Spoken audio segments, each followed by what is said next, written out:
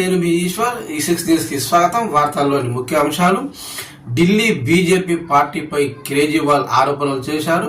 మరో 2 రోజుల్లో ఢిల్లీ ఎన్నికల ఫలితాలు వెల్లడి కానున్నాయి. చాలా వరకు సర్వేలు బీజేపీకి అధికారం దక్కనున్నదని తెలిచాయి.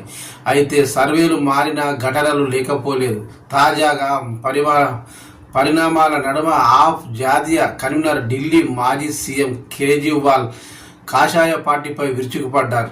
ఆప్ అభ్యర్థులకు గాలం వేసేందుకు బీజేపీ యత్నిస్తుందని ఆరోపించారు. సర్వేలన్నీ ఆ పార్టీకి అనుకూలంగా ఉంటే ఆప్ నేతలను సంప్రదించవలసిన అవసరం ఏముందని ఎక్స్ వేదికగా ప్రశ్నించారు.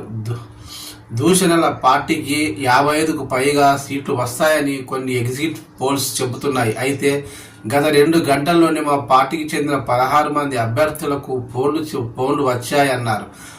ఆ పార్టీ వీడి బీజేపీలో చేరితే మంత్రి పదవి ఇస్తామని, దాంతో 15 కోట్ల చొప్పున ఇస్తామని ఆఫర్ చేశారని, ఆ పార్టీకి 55కు పైగా సీట్లు వస్తే మా అభ్యర్థులకు ఫోన్లు చేయవలసిన అవసరం ఏముందని, దీన్ని బట్టి చూస్తే నకిలీ సర్వేలు నిర్వహించారని స్పష్టమవుతోంది అన్నారు.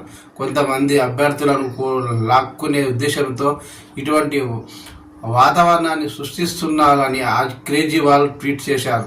అంతకుముందు ఆప్ ఎంపీ సంజీవ్ సింగ్ సైతం ఇదే విధమైన ఆరోపణ చేశారు. తమ పార్టీని చీల్చేందుకు బీజేపీ ప్రయత్నిస్తుందని అన్నారు.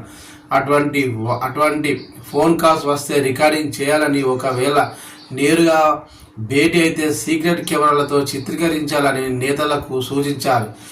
ఇదిలా ఉండగా ఢిల్లీలో 5న పోలింగ్ పూర్తి కాగా 8న ఓట్ల లెక్కింపు అధికారులు ఏర్పాటు చేస్తున్నారు.